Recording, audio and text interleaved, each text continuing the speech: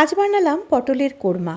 একঘেয়ে পটলের ডালনা খেতে খেতে মুখের স্বাদ বদলের জন্য একবার এই পটলের কোরমা খেয়ে দেখুন বন্ধুরা।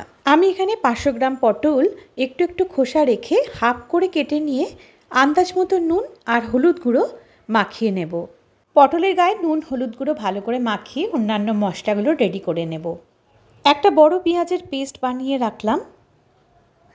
দুটো ছোট টমেটোর পেস্ট বানিয়ে নিলাম। এক মুঠো কাজু আর 2 টেবিলস্পুন পোস্ত জলে ভিজিয়ে পেস্ট বানিয়ে নিলাম। সাদা তেলে 3টে একদম সরু করে কাটা পেঁয়াজ কড়া করে ভেজে বেরেস্তা বানিয়ে নেব। রান্নাটা আমি সাদা তেলেই করব। মিডিয়াম টু হাই ফ্লেমে অনবরত নাড়াচাড়া করতে করতে যখন পেঁয়াজটা এরকম ক্রিস্পি আর হালকা ব্রাউন হয়ে যাবে তখন তেল থেকে ছেঁকে তুলে নিতে হবে। এবারে ওই তেলেই 1 টেবিলস্পুন ঘি অ্যাড করলাম। গরম হয়ে গেলে পটলগুলো ভেজে নেব। পটলগুলোকেও আমি হালকা ব্রাউন করে ভেজে নেব। হাই ফ্লেমে ভাজতে ভাজতে যখন এরকম হালকা ব্রাউন হয়ে যাবে তখন তেল থেকে তুলে নেব। এবারে ওই তেলেই কিছু থেতো করা গরম মশলা ফোড়ন দিলাম। ফোড়নটা গরম হয়ে সুন্দর গন্ধ বেরোলে পেঁয়াজের পেস্টটা দিয়ে দিলাম।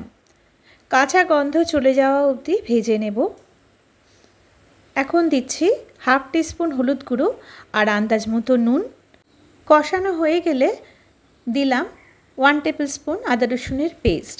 তারপর সব মশলা কষানো হয়ে গেলে দিলাম টমেটোর পেস্ট। হাফ টিস্পুন লঙ্কার গুঁড়ো দিলাম আর দিলাম 1 টিস্পুন চিনি।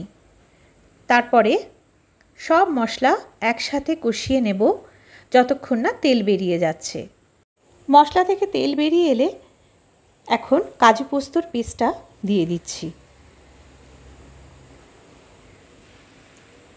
এবারে আর বেশিক্ষণ কষাতে হবে না, অল্প সময় কষিয়ে পটল সেদ্ধ হওয়ার মতো আন্দাজ করে জল দিয়ে দিচ্ছি। জলটা ফুটে গেলে ভাজা পটলগুলো দিয়ে দিলাম। এখন দিচ্ছি কিছু ভেজানো কিশমিশ। এতে এই পটলের কোরমা খেতে খুব টেস্টি হয়ে যাবে। তারপর ঢাকা দিয়ে পটলগুলো সেদ্ধ করে নেব। পটল সেদ্ধ হয়ে গেলে নামাবার আগে ঘি আর হাফ টিস্পুন গরম মশলার গুঁড়ো ছড়িয়ে নামিয়ে নেব। তারপর সার্ভিং বলে ঢেলে উপর থেকে বেরেস্তা ছড়িয়ে গরম গরম সার্ভ করুন বন্ধুরা। বন্ধু হয়ে পাশে থেকে জানাবেন পটলের কোরমা আপনাদের কেমন লাগলো। ভালো থাকবেন, সুস্থ থাকবেন।